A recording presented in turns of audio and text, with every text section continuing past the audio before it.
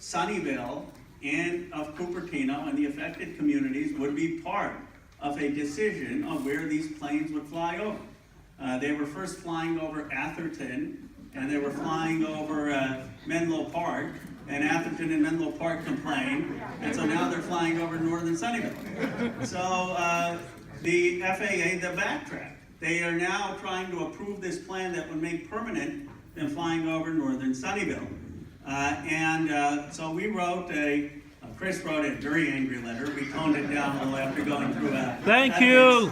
And then I said, well, look, let me send this to Anna, because I know Anna's district. I don't want to get on the wrong side of my senior colleague. Is she okay? And Anna said, of course you need to send this, because we're all one community. We're not going to say that, okay, you can't fly over Atherton, so go fly over Sunnyvale. That's not the way in the Bay Area that we make decisions. So we have sent the letter making it very clear that they cannot approve, under their own policy, the FAA cannot approve these, and Mayor Hendricks has been very strong on this, writing, and we're going to pursue this so that they can meet with the community leaders and get the input of the community leaders. We're also working with Anna to create a permanent roundtable in San Jose Airport. That's a separate issue. The South Flow has led to more concentrated airplanes coming over Sunnyvale and some of Cupertino, and we're going to work with that group to deal with that issue. And the reason I wanted to bring that up is because I know it's affected quite a number of people have written to our office about it, and it's something that we're on top of, and please know that we'll communicate with you as we get more response from the FAA. The two issues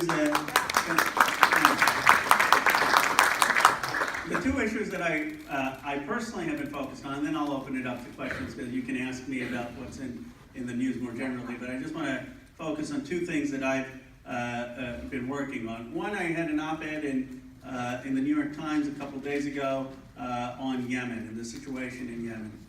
Yemen is one of the greatest humanitarian crises in modern times.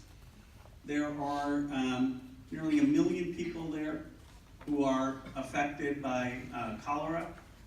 There are almost 7 million who are affected by famine. And Human Rights Watch issued a report that most Yemenis think it's American bombs that are causing that condition. And why is that? Because we are aiding, refueling the Saudi airplanes. We are helping the Saudis in a civil war there with our military in attacking the Yemenis Houthi rebels. Now the Houthis aren't innocent, but they certainly should not be targeted in civilian populations, and there is no interest that the United States has in intervening in that civil war in a way that's causing a humanitarian crisis. So I worked with a number of Republicans to introduce the War Powers Resolution, which would say that before the president can intervene militarily on our behalf, it has to come to Congress, that this is not sanctioned by Congress.